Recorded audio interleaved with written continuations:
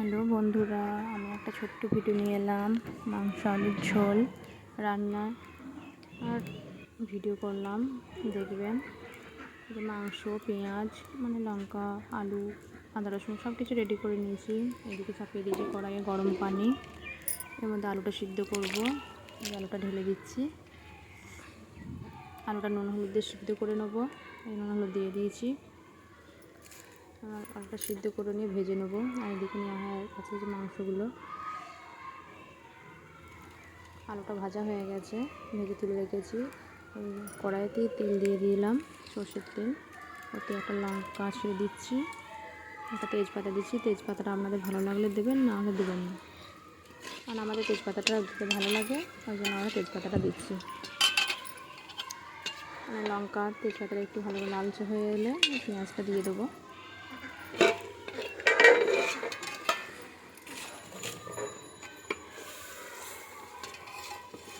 তেলটা ভালো রকম হয়ে এসছে।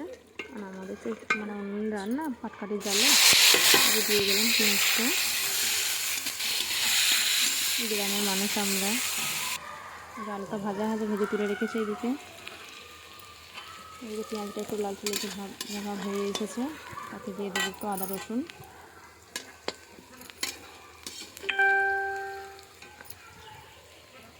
একটু ভাজা হয়ে এসেছে। এবার দিয়ে দিলাম আদা রসুনটা একটু নেড়ে ছেড়ে নিচ্ছি পেঁয়াজের মধ্যে। আমরা এভাবেই রান্না করি গ্রামে, সেরকমটা রান্না জানি না, যেরকম করে করি রান্না সেরকম তুলে ধরছি। দিয়ে দিলাম হলুদ,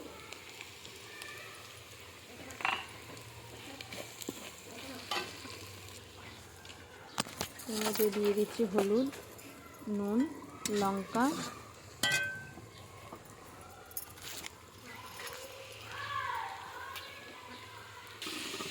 দিয়ে দিলাম টমেটো দিয়ে নাড়াচাড়া করে নিচ্ছি। দিয়ে দিলাম মাংসটা দিয়ে ভালো করে নেড়ে চেড়ে নিচ্ছি, ভালো করে কষিয়ে নেব।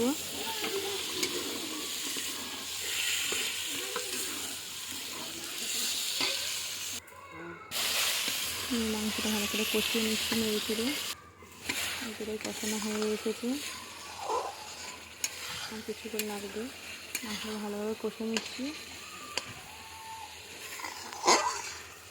নাহলে একটু গন্ধ থাকবে। ভালো পোলট্রির মাংসটা ভালো করে কষে নিচ্ছি। কষা তোড়া হয়ে এসছে। এর মধ্যে নুন দিয়ে দিলাম, তখন নুনটা দিইনি। তরকারি কালারটা দেখুন কত সুন্দর। লঙ্কাটা এখন দিলাম, তখন দিয়ে দিলাম, তখন দিলে বেশি লঙ্কাটা হয়ে যাবে, এখন দিলে বেশি লঙ্কাটা সেন্ট থাকবে, কত সুন্দর। ওটা শেষে একদম সবার শেষে দিলে হতো, কিন্তু আমি এখন দিয়ে দিলাম, মানে মাংসের সঙ্গে কাঁচা লঙ্কার স্বাদটা ভালো আসবে। এটা দিয়ে দিলাম জিরে গুঁড়ো। পাটকাঠি দিয়ে জাল দিচ্ছি।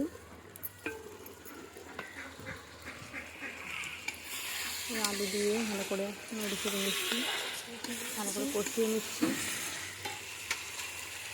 ভালো করে কষানো হয়ে গেলে দিয়ে দেবো পানি। দিয়ে দিলাম পানি দিয়ে ভালো করে ফুটিয়ে নেবো। কষানো হয়ে আসছে ভালো।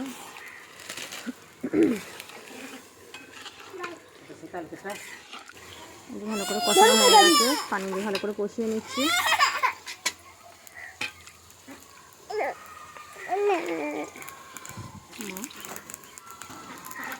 একটু বেশি করেই পানিটা দিলাম, কারণ পানিটা আবার ফুটে মরবে, ঝোলটা একটু আটা হবে, গাঢ় গাঢ়।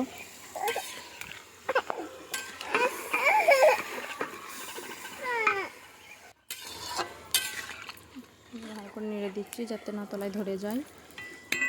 এটাখানে ঝোলটা একটু ফুটে যাবে। এই যে হয়ে গেছে ফুটে, হাঁড়ির মধ্যে তুলে নিচ্ছি।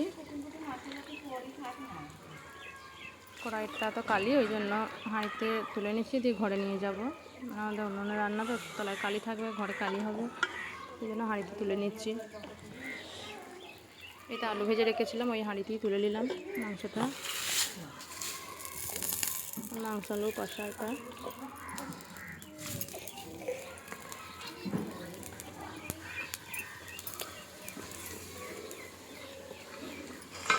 রেডি হয়ে গেল, মাংস আলুর ঝোল।